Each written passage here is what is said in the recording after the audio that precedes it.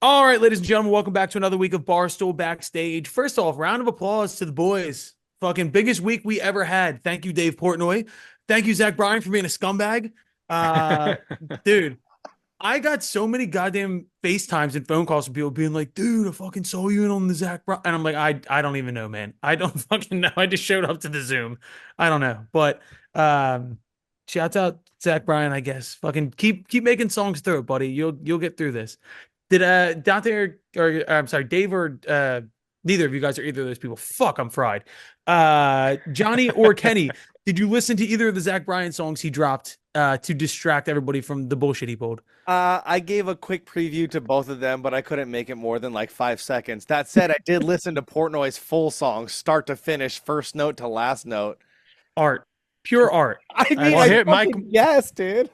my question is for you, Colin, because you're like a huge Zach Bryan fan, or what were True. like how has this changed your perspective, particularly because his music so often is trying to come across as like just nice guy, down to earth dude.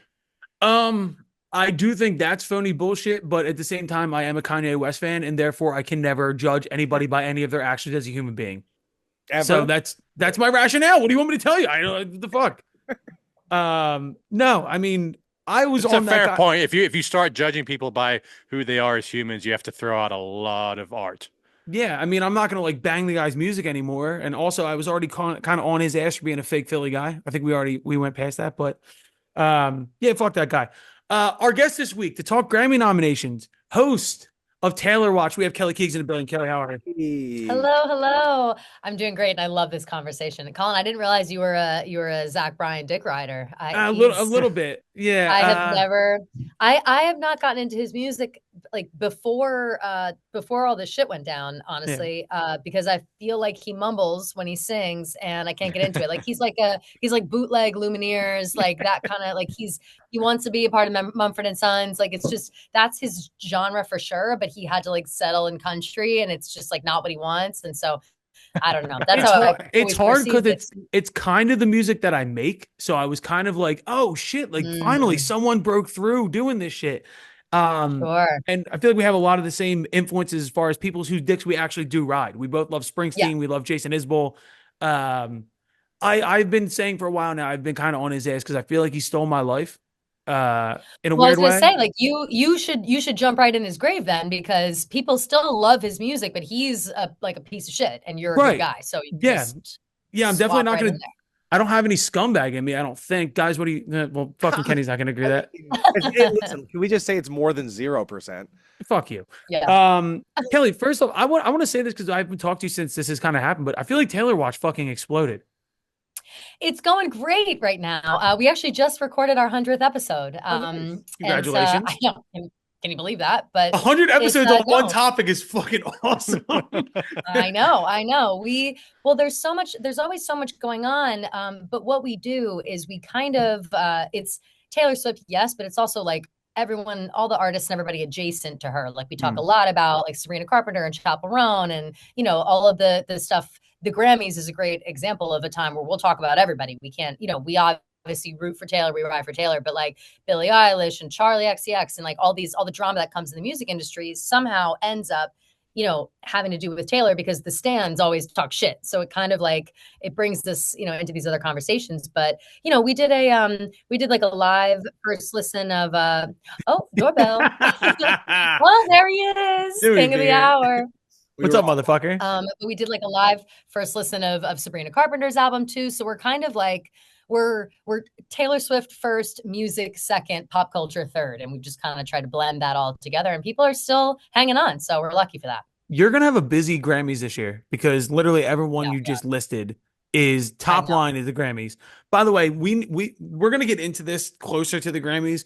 Every year we do like a Grammys live stream. We need to improve this year. I think we need like an Mhm. in-person thing. Last Can year I was just bad. say I am Last year not was bad. showing up unless I have guarantees that it's been tested and all that. I'm not gonna go It's sit for so two bad. hours on Twitter while Colin goes, "What the fuck's happening?" Last year Right. I got drunk. I'm not gonna lie. I got drunk. Uh Sometimes it happens. And then it was just me and I think for a long period of time, it was just me and Dante. And Dante was sideways on his couch. The camera was like in the back of the room. And it was like a live stream of Dante watching TV. It was so fucking bad. Can I tell you, though, there are very popular live streams of people sleeping and shit. So who knows? You know what I mean? Like maybe that's our Oh, yeah. Not a bunch of middle-aged dudes. There's a market, bro. There's a market. Dude, I've Market seen for this guy on everything. fucking TikTok. He does TikTok lives of him sleeping, and it's got like 20,000 watchers and shit. It's Culture's dead. People do that. People do that on YouTube and make bank. Like it's a thing. There's a lot of like freaks out there that like to see that stuff. Like they're like, oh, I want to see this person sleep or whatever. It's very bizarre, but make that bag, I guess. As far as fetishes go, watching people sleep is actually, when I say it like that, that's pretty fucking bad. Like, just watching random people sleep isn't that bad. But you know what? If we can take the perverts off the street and watching random weirdos on TikTok, I'm fine with that. Yeah. Where did we go with this? Let's talk about the Grammys. The Grammys live stream. I'd be more than down to do anything Grammys related. Me and Gia too, I'm sure. Like we'd be down to do anything. I wanted black tie this year. I want everybody done up I'm always cold asking for that. tuxedos. I'm always asking for any kind of award show, dress up, have fun with it. Like I think it's so fun. Dude, White Sox Dave's gonna have new hair by then. That's right. Well, do you think it'll be grown by then? Because it takes No. like a while to grow, right? So he might still have like, he might be in the in between. The thing I'm afraid for Dave is that he's gonna shave his head for this shit and realize how good he looks with just a beard and a shaved head, and he's gonna be like, "Oh my god, I just got surgery." Have you to get seen this any done. of those videos of people on airplanes coming back from Turkey? And It looks show above fucking the seat, miserable. just all new hair. It's so funny. It's so funny. He's Listen been though, I won't knock that at all. If you're wanting to, it feels like it's maybe not as big of a deal as I always thought. I always thought like, oh my God, hair implants, like so invasive, like whatever. And it is like a surgery, but I feel like it's almost like Botox at this point. Everybody's getting it. But Dave strikes me as the kind of guy who's not going to take care of it. Like he's going to get it. It's going to get infected or some shit. He's going to forget. Like he's going to wear a hat too much. Like something's going to happen. Dave. Dante, how are you, buddy? We haven't even brought you in yet. Good. I got to leave in 5 minutes. I have to go to a meeting with the police. So The band? Hell yeah, brother. Yeah. All right. Anything to say before you have to leave? No, I'm excited for the Grammys thing. I think it's a good idea. It's February, right? Yeah, end of February. Yeah. All right, awesome. Good. Perfect. Well, we'll talk about it soon. Let's kind of go through kind of the big nominations this year as far as like who the main people nominated are. Who's number one, Beyonce, or was it Taylor Swift? Taylor only has 6 nominations, so I'm not sure if that's the most out of everyone. Beyonce, I think, has got up it there. 11. Yeah, She's got Beyonce 11. has 11. Yeah. Billie Yeah. Eilish, Okay. Kendrick Lamar, Post Malone, and Charlie XCX all have 7. And then Okay. with 6 is Taylor Swift, Chappell Roan, and Sabrina Carpenter. First off, just by rattling that off, Ladies of Pop absolutely dominated this year's nominations. This is insane. Oh my God. I forgot. I said to Gia, are men even making music anymore? Like, did they just give up this year? Like, I haven't Apparently. even. No, it's just we've talked about this, and not just pop, but females are completely killing the guys in hip hop. Yep. They have been for a few years now. And not just, Nicki and Cardi and Megan Thee Stallion, but like even the lower tier, like City Girls, like Glorilla, Dweechi. Glorilla, Sexy Red. yeah, like they're wiping the floor with the guys. And I mean, pop is just completely dominated. Can I tell you that even in my world of that rock alternative world, there are so many female-led bands and solo artists that are Dude, just I'm so glad you brought this up. I heard a new band yesterday. Colin probably knows them because they're from Philly or they're from Jersey. Who is it? Phone Boy. No. Oh, Dude, I've heard of this that. I girl- haven't heard them. Yo, this girl's voice is crazy. Great. And by voice, you mean? No. She's What does she not- look like? Yeah, Dante? exactly. Yeah, I wonder why girls are doing so well at pop No, movies. she's Literally not. Dante fucking. She's not anything special, but her voice is fucking awesome. All right. Like, Well, at least he's honest, dude. yeah, yeah. I mean, but just looking at, this is a good thing. This is obviously a new generation of pop stars coming in, dominating. But to be honest, this looks more like a VMAs lineup than it does a Grammys lineup. Traditionally, in that like major categories area, you're gonna have like a random jazz artist. Like the year Esperanza Spalding won the best new artist. Like this is legitimately, they went by the charts this year and they gave the people what they wanted. Although I don't understand Beyonce leading the way with nominations. Like, I didn't dislike that record by any stretch of the imagination, but like, I thought Billie Eilish probably had out of that group of artists, and I'm not here to disrespect Taylor Swift. I'm here to strictly say I thought Billie's album, like Birds of a Feather, was a fucking smash, absolute smash pop. Really XCX with Brat obviously had a humongous fucking year.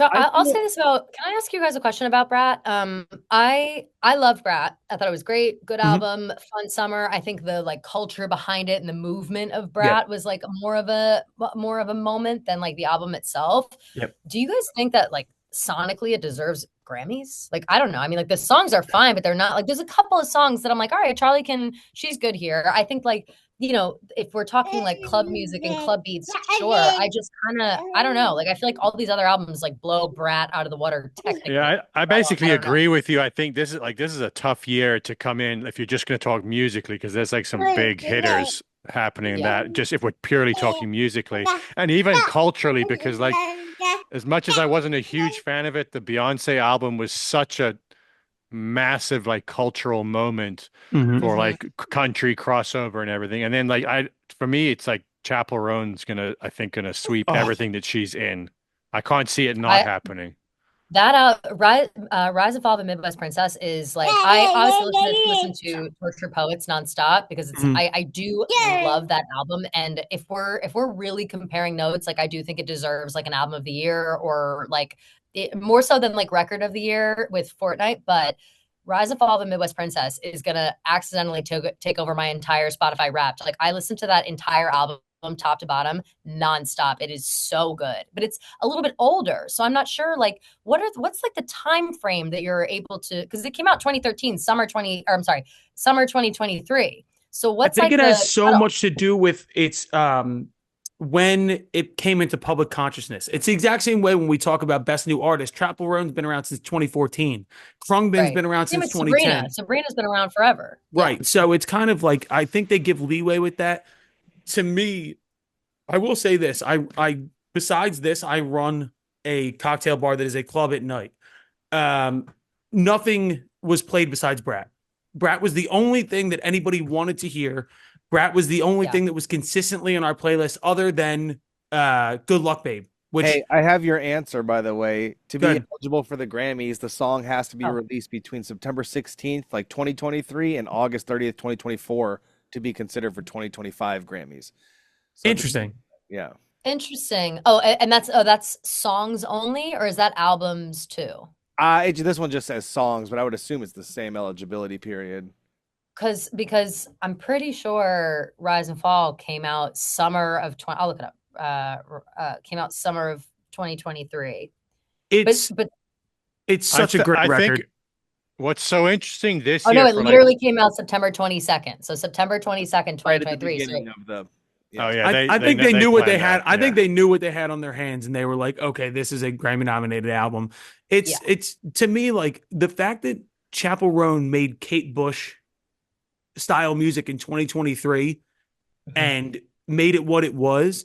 Not only that, dude, we talked about it all year. The festival sets for her, where she was playing 5 p.m. slots on side stages, and they had Woodstock level fucking crowds. She hit a nerve this year, but so did Charlie. But Charlie did it in this weird kind of cocaine fueled club way. Taylor, I think Kate Bush, obviously, the Stranger Things thing with Kate Bush, whenever that was 2 years ago, really paved the way for people having that sound in their mind, and then it worked out. Probably not entirely coincidentally, because she obviously has been like an influence by Kate Bush, but like it was a perfect timing of things. To me, the most interesting thing about record of the year this year is I think this is like one of those passing the torch moments that could happen for a while. And I hate to say it, Kelly, like if Chapel Roan takes any of the bigger awards, it's like it's a real like knocking off of the crown for Taylor. And I don't think anyone else cares about it in that way because they're still going to love Taylor Swift. But for cynical people like me, it's going to be like, there's a new president of the music world. Sure. I think it makes sense. I also think though with Taylor, and I said this on our show, and I am honestly getting dragged for it now, but I was saying that I think Torture Poets is like, it's like it's such a culmination of all of her work unintentionally. Like there's so many callbacks to her old albums all through time. Like it feels very much like a start to if you include the anthology as well, which I think that people are confused. Like I'm pretty sure Torture Poets, only the original part is up for the Grammy, not including the anthology, which was the second release like right after, right? Yes. And so I personally think the anthology, the second, 13 tracks, whatever they are, is better than the first. I think the first has all the hits like Fortnite, I Could Do It With a Broken Heart, Smallest Man Who Ever Lived, like love those. They're all fantastic. But I think lyrically and musically, the second half anthology is so beautiful and intelligent and fantastic and really makes you think. And if it were that included as well, I think it deserves it.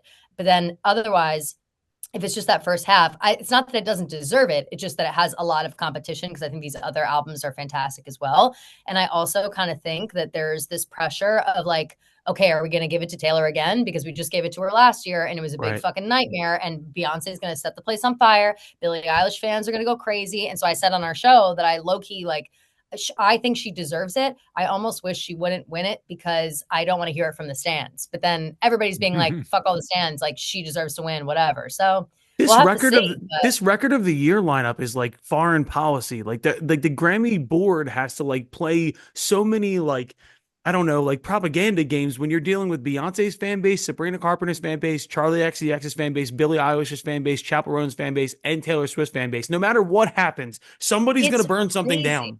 Don't forget about Andre 3000's flute, the flute fans that are going to be fucking pissed. We're going to get there. And this is part of the thing I always find funny, where I always say in all these categories for the Grammys, there's always one weird thing in there. We'll go through Record of the Year first, which, by the way, as a reminder to everybody, Record of the Year is for Mastered Recording. Song of the Year is for the song itself for the songwriters. And then, obviously, Album of the Year is the album. There's the three main categories there.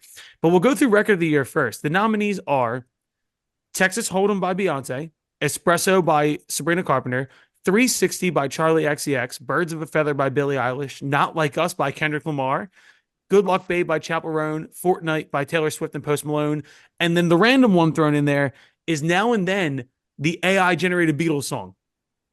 Do you remember that shit when that happened? Crazy. I feel like that shouldn't be on any list ever. Like right? Like, I mean, it was good, but like it's I feel weird. like that might be the Grammy board's fucking pull cord in case of emergency thing. We're like, we don't want to piss, or we can just piss everyone off. I think they give it to Kendrick so they don't piss all the girls off. They're pissing all the girls off anyway if they don't pick any of them. No, it's different. Like if you pick Chappell over Taylor or Sabrina over, like that gets like, it's a fight. Kendrick Lamar, everyone has to be like, okay, it was such a fucking cultural phenomenon of the entire year. Can you give Record of the Year to a song that is legitimately about calling a guy a pedophile? Like, I'm just saying, they've probably given Record of the Year to a couple pedophiles before, so this would be flipping the script. I guess that's true. You're right and wrong. I don't know. I'm kind of with him though. I don't disagree.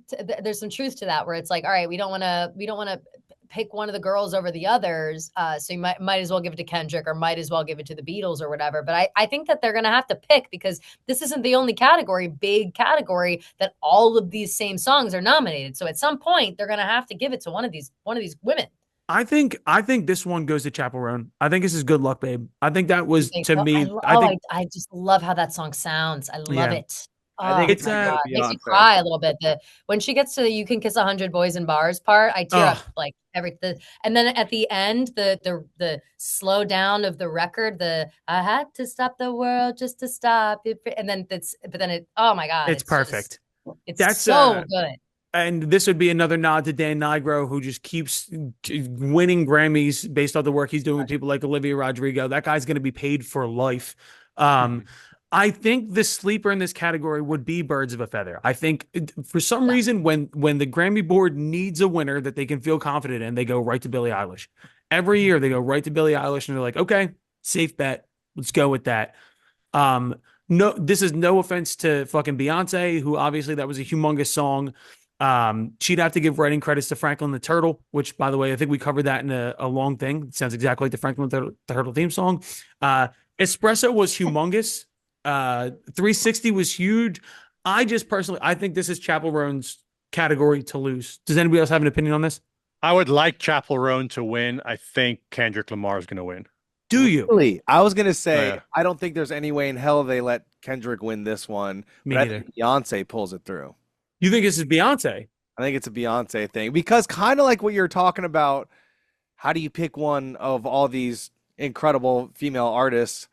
You pick the fucking queen of all of them. Beyonce. Like I could see that. It's not that I want that. I could see it being. Also, everyone might be afed of her more than the others. To see fucking. Well, so but that's I kind of feel then if with the fear factor in there, I think that if Beyonce's going to get one because it's like, well, let's give it to the queen, it's going to be album because it's the one she doesn't have.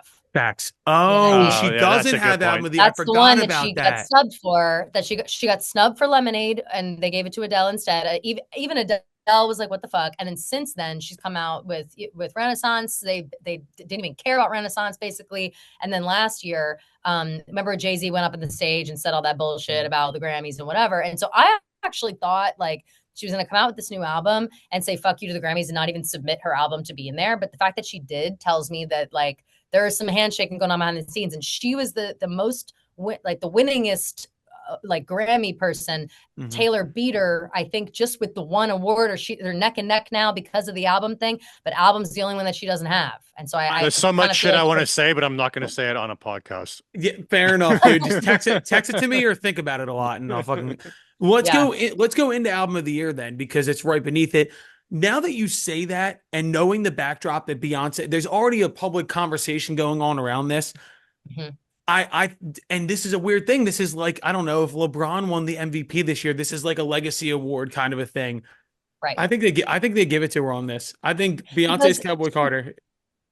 She clearly put like just an unbelievable amount of work into it. The lyrics, everybody that helped her write it, all the features on the album, all of the, the samples, the Dolly Parton of it all, like the cultural impact. Like I do think it kind of encompasses what they would want in that kind of award. To stand up for my girl Taylor, I think it is like one of her magnum opus albums. But again, she just won last year, and I think optically, I don't know if the Grammys are more worried about optics or if they're more worried about like who giving people who deserve it and what exactly is their line for who deserves it, because it's always kind of like a question. I never really know what they're looking for. Well, nominations this year, we talked about it. New Blue Sun by Andre 3000. If there was betting odds on this, we're putting that at like plus 5,000 because there's not a goddamn chance in hell he wins this. Did I sleep on that album or what? Like, I listened to it. I actually listened to it. How much did you listen to it? Okay, I listened to about a song and a half, maybe. Yes. Maybe half of one song. But they're all 16 minutes long and it's just a flute. Don't fucking bullshit me and tell me you're in your studio smoking a blunt listening to New Blue Sun. I tell you that's exactly what happened. I was in my studio here smoking a blunt. I put it on and I lasted. I go, all right, I know what this is. You know what I mean? I only listen to New Blue Sun either when I'm in the gym or I'm having sex. It's the only two times I listen to it, dude. And that's every goddamn day. New Blue Sun on constant repeat. I've never listened to it.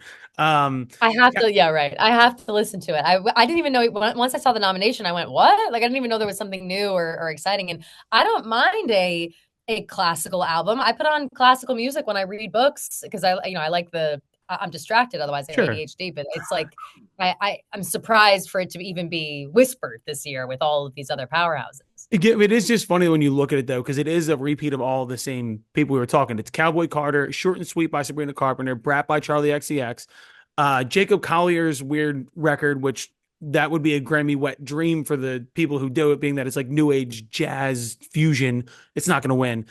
Hit Me Hard and Soft by Billie Eilish, Rise and Fall of Midwest Princess by Chappell Roan, and The Tortured Poets Department by Taylor Swift. They're running into the same issue, but they always have to throw one random one in there. So they give Kendrick a bone in record, and they give Andre 3000 of all people fucking album.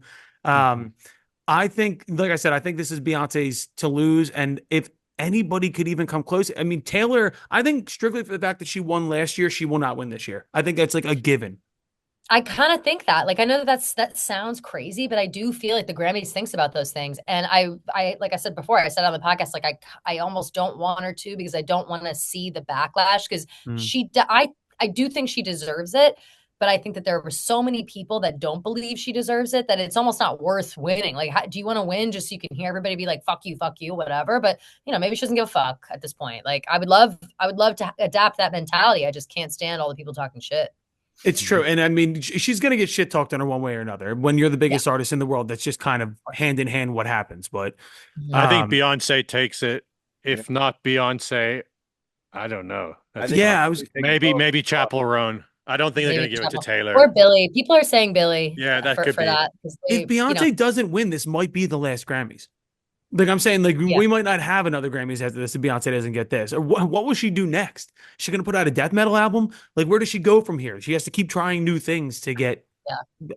Regardless, I think we all are kind of agreements. This is Beyonce's department to lose. The only person I can't see winning is Jacob Collier, and I hope not, because there's something about that dude I want to give him a wedgie. I don't know what it is. I know he's a genius, and I know he's like cool. Because you're a bully, Colin. I am a little bit, dude. There is a part of me that when I see nerds, I want to give him a wedgie. I can't deny it. Dude, I think he's pretty amazing. I don't listen to his music a lot, is like how I would describe it. Like, he's undeniably like one of the most remarkable musical minds I've ever witnessed. And you know me, I'm a music nerd. Like, you know where I'm coming from on that. Yeah. But I don't find myself really wanting to listen to a lot of his music. So it's fallen into that weird place. But he also, dude, he's fucking young. Yeah. Like, he's just basically getting started. And if Quincy Jones sees something in him, like, who the fuck am I to second guess, I want to punch him in the belly less than I want to punch Charlie Puth in the belly. Do you know what I mean? Like, there's a difference. Like, they both have the kind of, like, I know your perfect pitch, everything like that. No. But Jacob Collier, like, I'm not even talking shit about Charlie Puth. You can do that. But like, Jacob Collier is on like literally a different level. Like, his understanding of music is like, you haven't seen anyone like this in like 50 years, 100 years sort of shit. Let's move into Song of the Year. First nominee here, friend of the program, someone who did a lot for us this year, Shaboozey with a bar song, Tipsy, which, by the way, now the longest running #1 song of this century, I think it is. Fucking love that guy. Shouts out to that guy. Really great dude, by the way, when we met him. I want him to win strictly because then we would say we had the guy who won Song of the Year on the Grammys on the podcast. Birds of a Feather, Billy and her brother, the songwriters. Die with a Smile that's the Lady Gaga and Bruno Mars song. I actually saw somebody tweet out the other day, said, has anybody actually listened to this song, or is it just everywhere and we all just let it play in the background? I don't know if I've heard it. Like, I'm not even sure. And I like Lady Gaga. I just don't even know if I've heard it. I love Bruno Mars, but Andrew Watt, James Fauntleroy, they have a lot of good people working on that song. Fortnite, Jack Antonoff, Post Malone, Taylor Swift songwriters. The only 3 songwriters on the song. Once again, Taylor does not have a long list of songwriting collaborators, which I always do enjoy seeing when this category comes up. See how few people you can get involved in it. And that's a great song. Undeniably great song. Dog. Yeah. What'd you say? So that's why Kendrick. Continue the list, though. Good luck, babe. I'm assuming Kaylee Rose Amstutz is Chappell Roan, Dan Nigro, Justin Tratner. That's who you were talking before we came on, right, Johnny? Tratner? Yeah, we played shows with him. I mean, like 10 or 11 years ago. He's in a band called Shiny Toy Guns. And then I think the band kind of broke up or stopped happening. The bass player went on to play in that band, DNCE, like Dance with Joe Jonas. Yeah. And then Justin Tranter went on to become like a fucking one of the biggest songwriters of the last 10 years. It's crazy. Toy Guns was like one of those Dead Sarah bands where they're like kind of underground, but like the most respected by every top musician on the planet. But they never blew up, but they were just like everybody bowed down to them. They're so good. Not Like Us by Kendrick Lamar, soul songwriter, which I kind of assumed. Please, please, please. I did not know this was a Jack Antonoff song. Mm-hmm. Yeah. Surprised? Yeah, Jack works with Sabrina, yeah. Yeah. I did not know. Damn, he worked with her on all of Short and Sweet. I think I don't know about every song, but like most of the songs, yeah. If you're a dude and you're asking Jack Antonoff to write songs, does he just laugh at you and walk away? Like, he's like the last thing he did was the 1975. I'm thinking that wasn't a female-led project. All I know is Jack Antonoff. Right. Now Jack Antonoff is shitting out Mario coins just left and right. Just so rich, so rich, dude. It's fucking unbelievable. This is insane. And then Texas Hold'em. Raphael Sadiq was on that. I did not know that. In this category, I think this is Billy.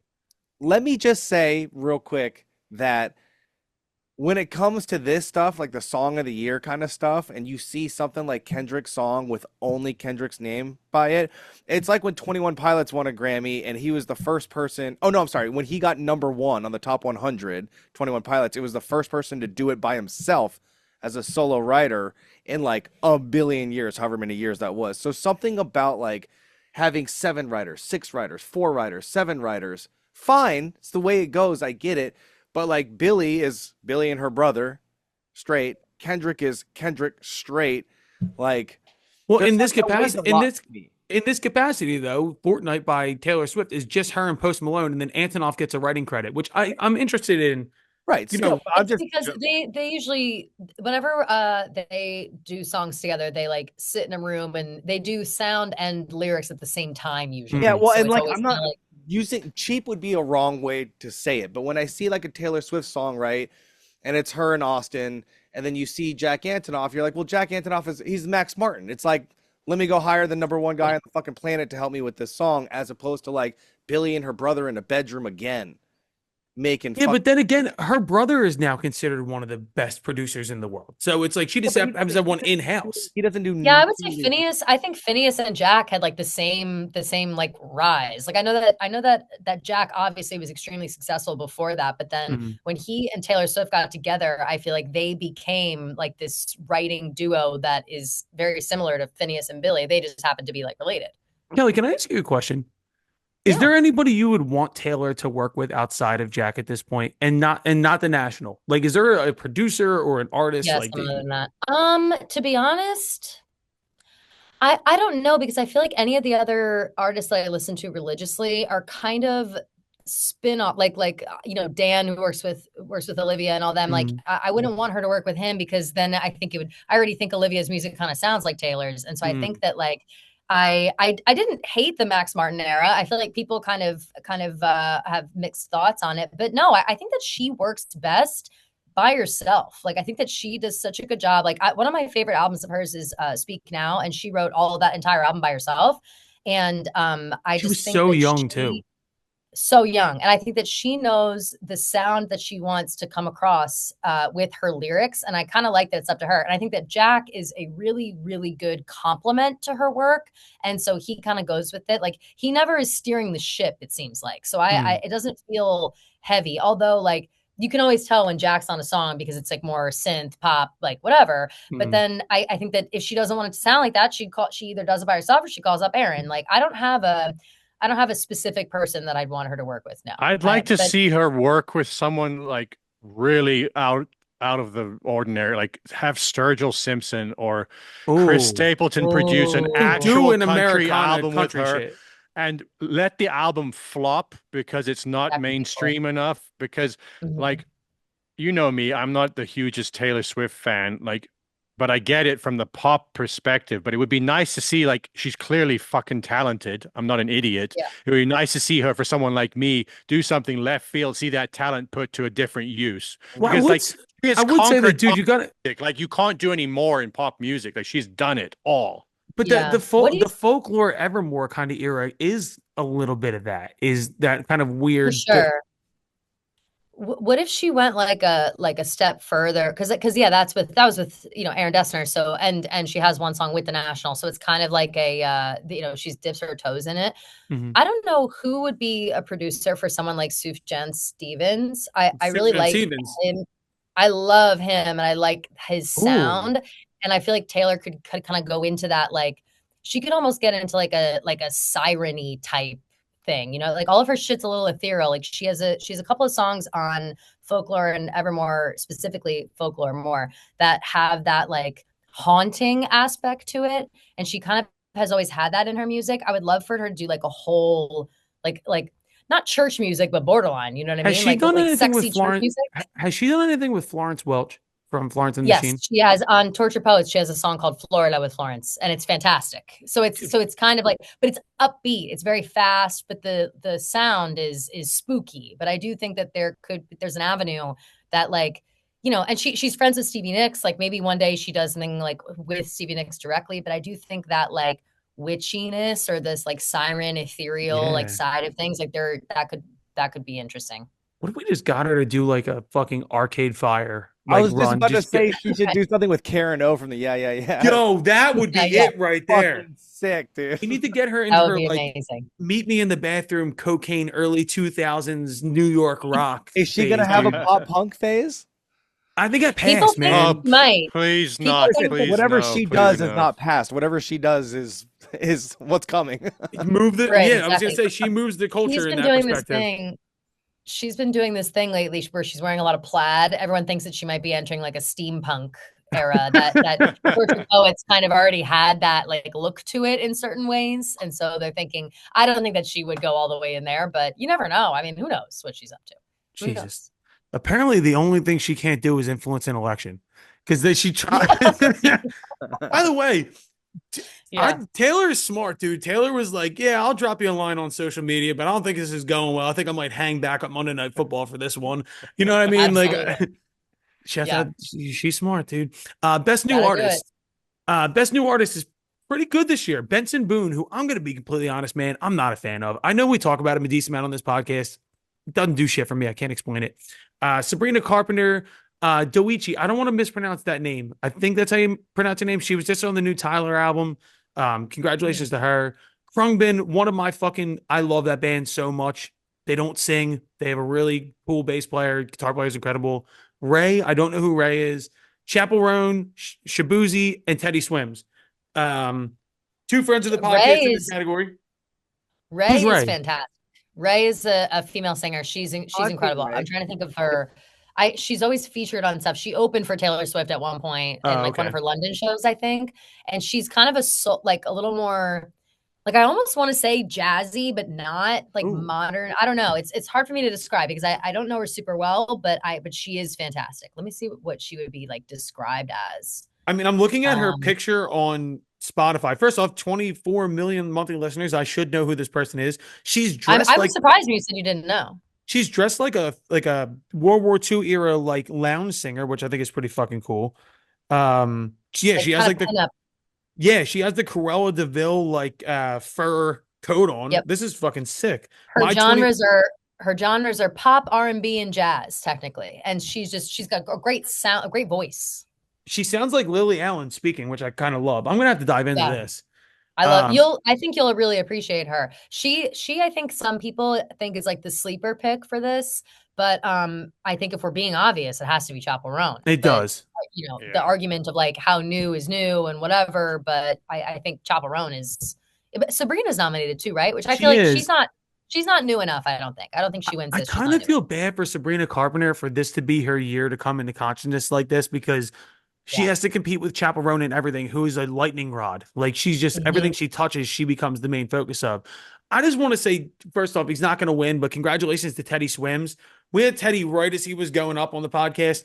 Fucking good for that dude. Sleeping on a goddamn mattress in Atlanta to go and be this fucking big. Like a mattress on the floor. Shout the fuck out to Teddy Swims. Good dude. He's amazing. He's one of the most beautiful voices I've ever heard in my life. Like he's so stunning. Have you ever seen there was like a podcast clip that was floating out there, his back tattoo? Have you ever seen his back tattoo? No. This is the kind of dude he is. His entire back. Johnny and Kenny, have you ever seen the meme of Jesus crossing the devil up wearing Air Force Ones? Yeah, of course. He has that entire portrait on his back. No.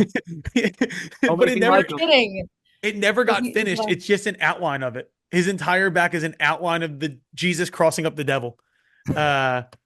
And that guy's nominated. So funny. Goat. I don't have any tattoos. I think I might get that as my first one, but just my whole back and finish it. That would be insane. I think it's Chappell Roan. I don't think there's a question here. I think it would be, I think we can move on from that. Producer of the year, Dan Nigro, Mustard for fucking what he did with Kendrick. Ian Fitchick, I don't know him. I don't know any of these other producers. Which is weird. Kenny, are you looking at these? Yeah, I mean, Alicia. Features just come and go. You never really know a lot. Mustard and Daniel Nigro, I know those. I don't know who these other ones are. I think it could be Mustard. It could be Mustard. The talk of the town, though, is the snub for Jack Antonoff in this category. He can't get it every year. I know, but that's the same thing. It's like, but now he's on Sabrina's album and Taylor's album, and that's a weird year not to give it to him. You know what I mean? Right. Like that's a good point. And that's kind of how I feel about Tortured Poets. It's like they deserve it the most, but they just talked about it last year, so it's like, what's they didn't know what was to come. I guess it's an embarrassment of riches, is what it is. Like it's just fucking. You're not going to get it every year, but I don't know. I think if they're going to give Kendrick anything, because obviously the rap categories are a different scenario. I think he has 2 songs in there with Like That and the Not Like Us. Thank you. I appreciate it. Yeah. I'm dead to Kenny, Johnny. The baby is just destroying my brain today. This boy, we started doing They all sound Like That and Not Like Us. They all sound the same. All these songs and artists at this point are blending. We're playing a dangerous game right now with the house because we're fucking putting up Christmas decorations, and my son started walking and climbing. So now everything is just something to kill himself with. And newsflash is what my wife is pregnant again, so she can't really help. Oh my God. Yeah. I'm playing defense is what I'm doing. But to digress, I think if they're going to give, I think Mustard has a chance here, which would be great for him. Dude, he's been a hit maker for years. And he didn't even know he was giving this song to Kendrick for the reason he was giving this song to Kendrick. Kendrick asked him for a beat, and then like 3 hours later, he sent back Not Like Us, and it became the fucking anthem of the year, which that would be an incredible way to win Producer of the Year at the Grammys. Definitely. Does he not have one already, Mustard? Maybe for the stuff he did with like Chris Brown, or maybe the stuff he did with Roddy Ricch. Yeah, but I definitely not Producer of the Year. Like Producer of the Year for a hip hop producer to get it would be crazy. Like I thought Metro Boomin would be in here with the records that he did with Future, and the fact that he produced a lot of these, songs that had to do in the rap battle. I thought The Alchemist might be in here because The Alchemist, going on the hip hop side, has done a lot of underground shit this year. He's never won Producer of the Year at the Grammys. He's my favorite producer out right now. I would love to have seen that. Obviously didn't happen, but whatever. Can I, sorry, I was scrolling down the list here, and the best country song is, they've got Texas Hold'em, I'm Not Okay, Bar Song, Tipsy, The Architect, and then I Had Some Help with Morgan Wallen.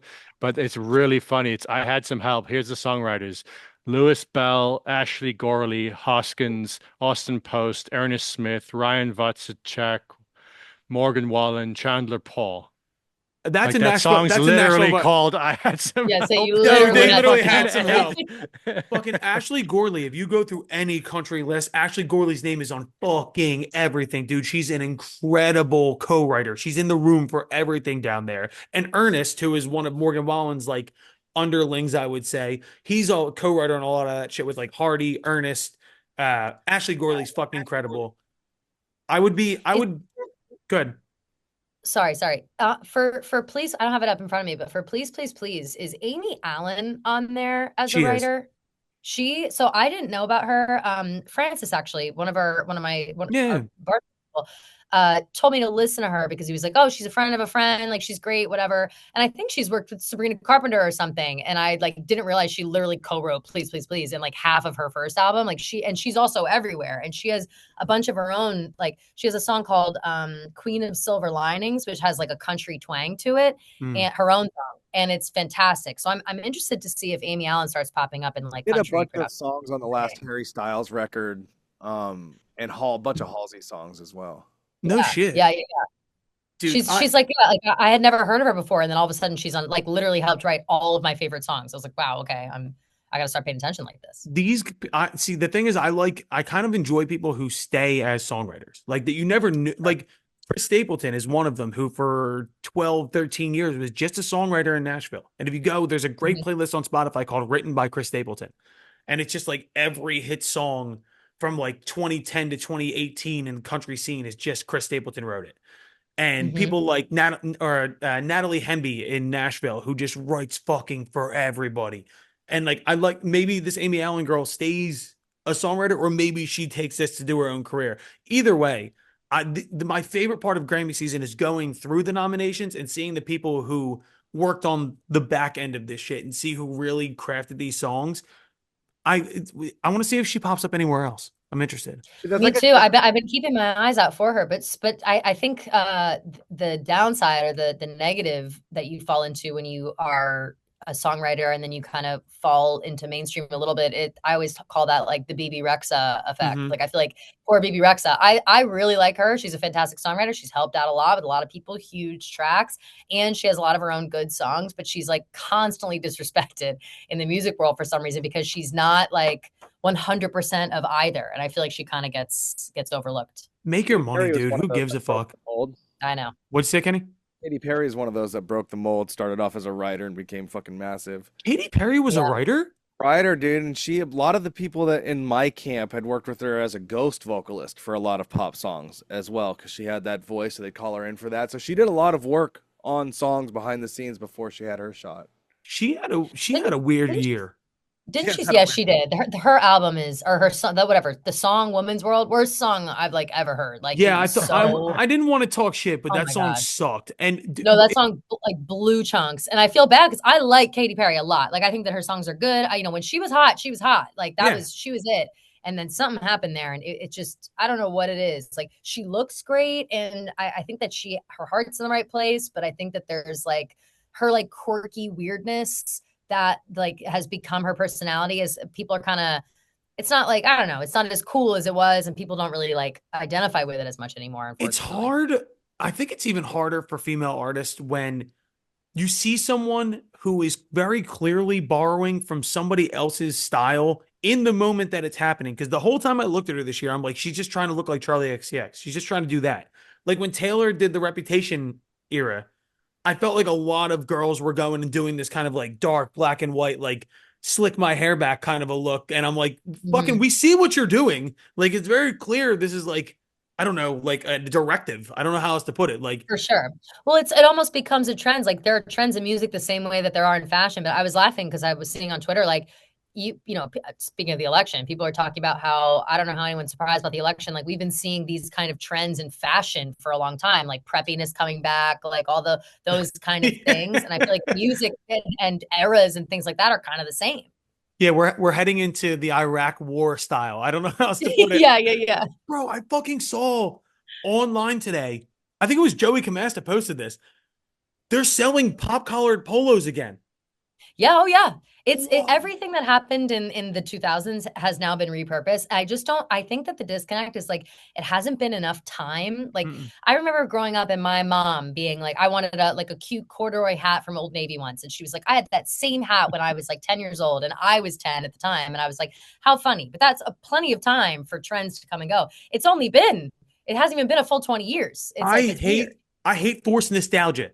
I hate forced nostalgia. Yeah. Like I'll be on TikTok or something and it'll be like, yo, 2017 was such a vibe. And I'm like, that was like yesterday.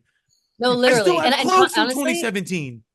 Completely. And I kind of feel like that's what Katy Perry did with Woman's World. I feel like she tried to make it, 2014, 15ified, and it just wasn't, doesn't hit like that. We're not into that right now.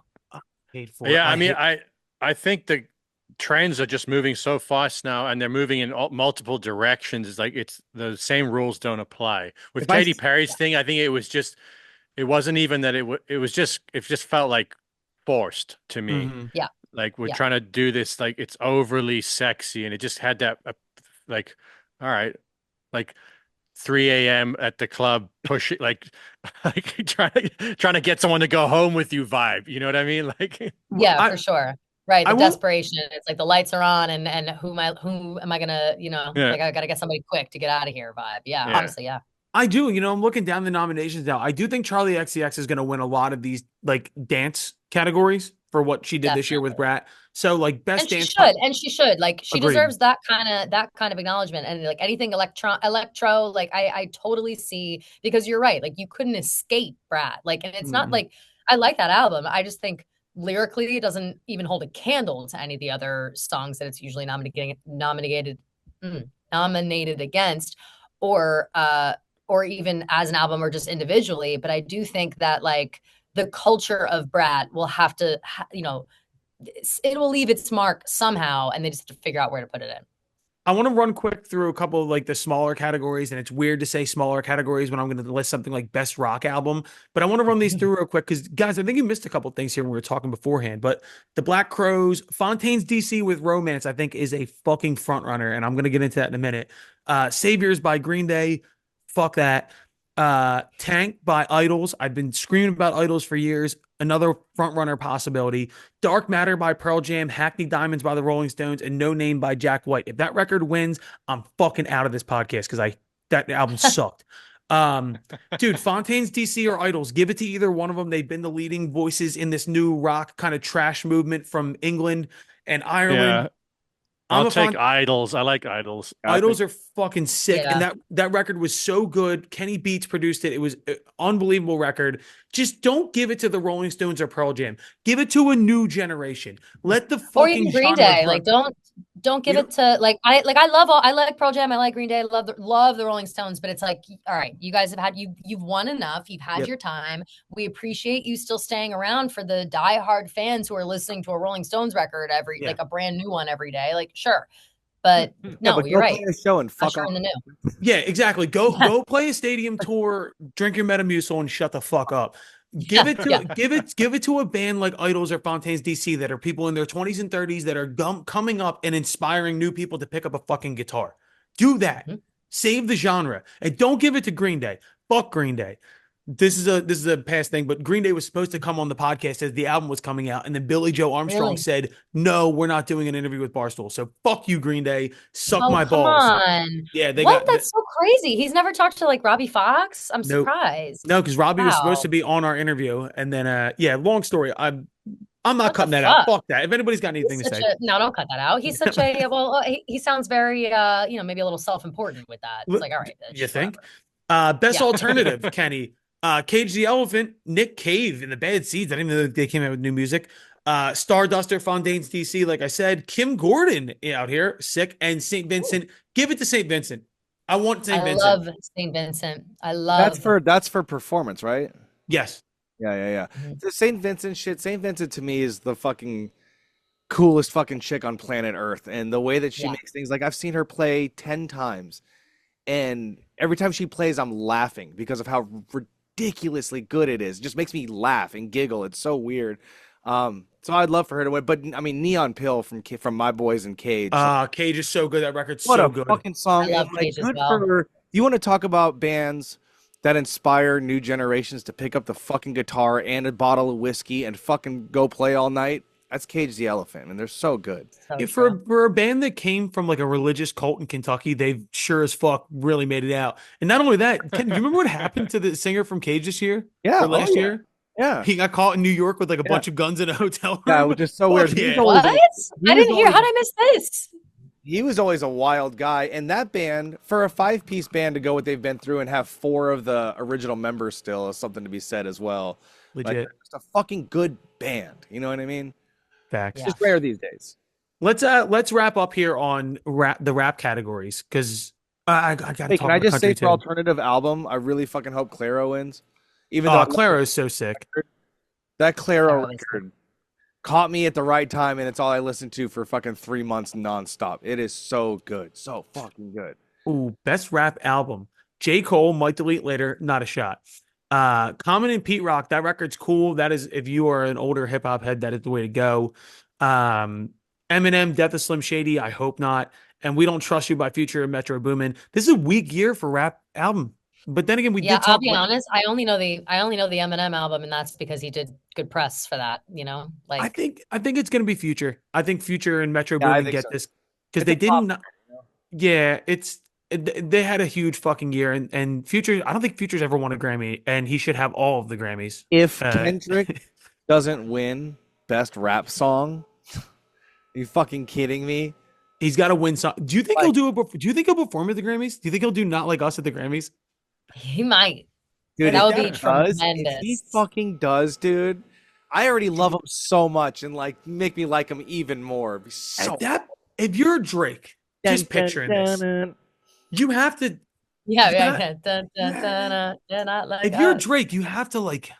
I was gonna say something I shouldn't say, but You got to go away, bro. You have to. You have to go. Oh no. Like, does Drake even go to the Grammys this year? Like, I think no. I think No, not a fucking shot. Like, he hasn't been seen since didn't he show up at Chaperone's like thing in Central Park, and everybody was like 2 days after Not Like Us came out. Like, I'm pretty sure he did. Like when she did the Summer State. What was that huge Governor's festival they did in Ball. Central Park?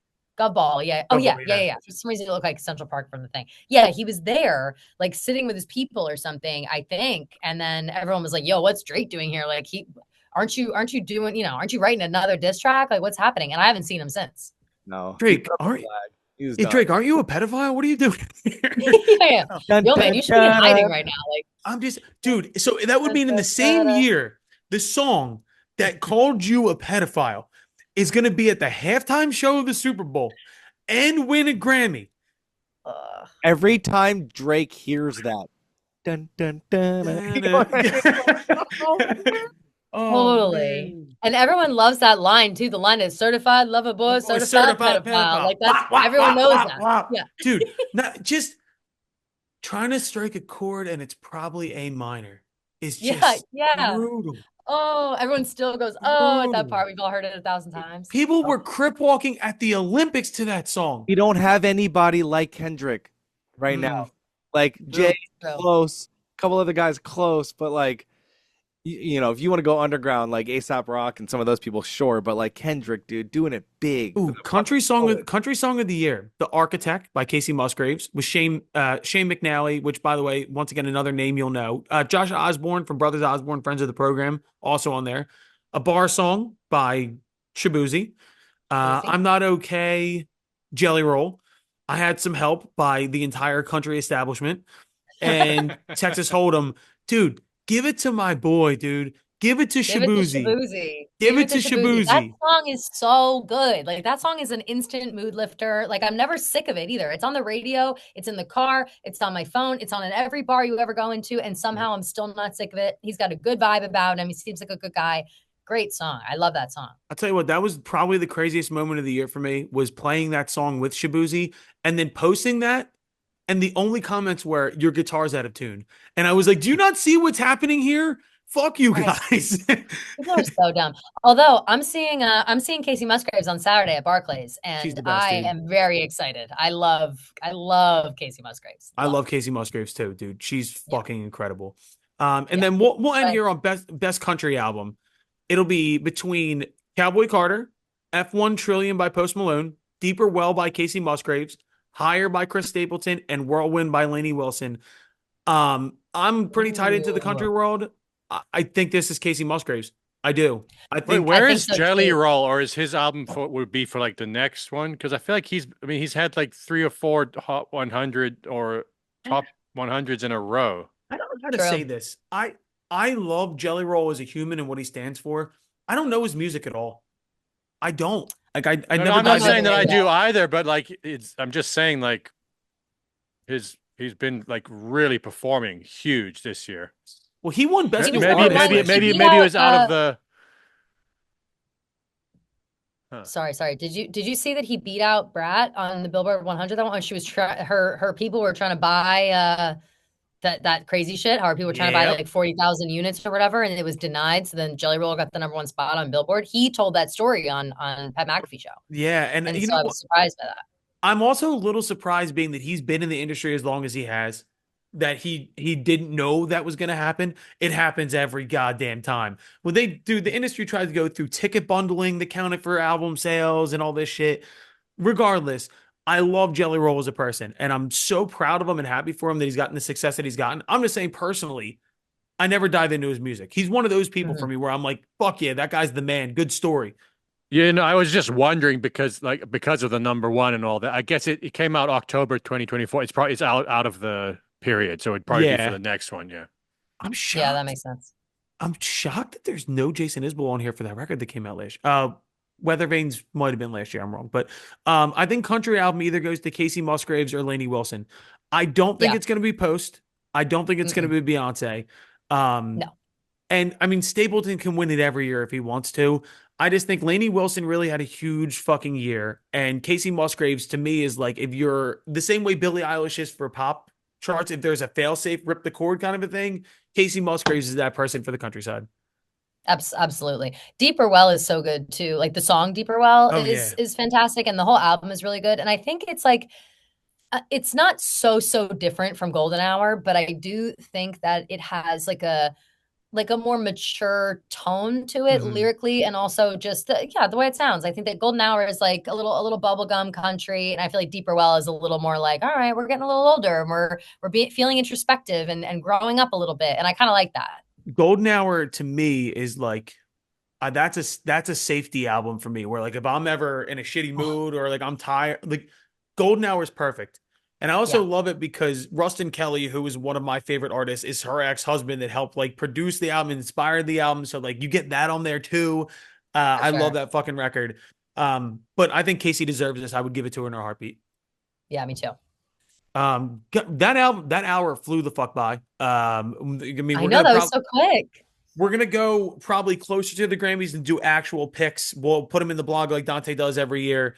But Kelly, seat's always open. Whenever you want to come back on, come back on. Thank you. Thank you for having me. I love going off like this. I feel like nobody else ever wants to chat like this. So I love coming on. Thank you. Thank you to Dante for showing up for 4.5 minutes. White Sox Dave was doing a golf stream or something. But yeah, we'll be back with interviews next week. Johnny, do you have a new song coming out?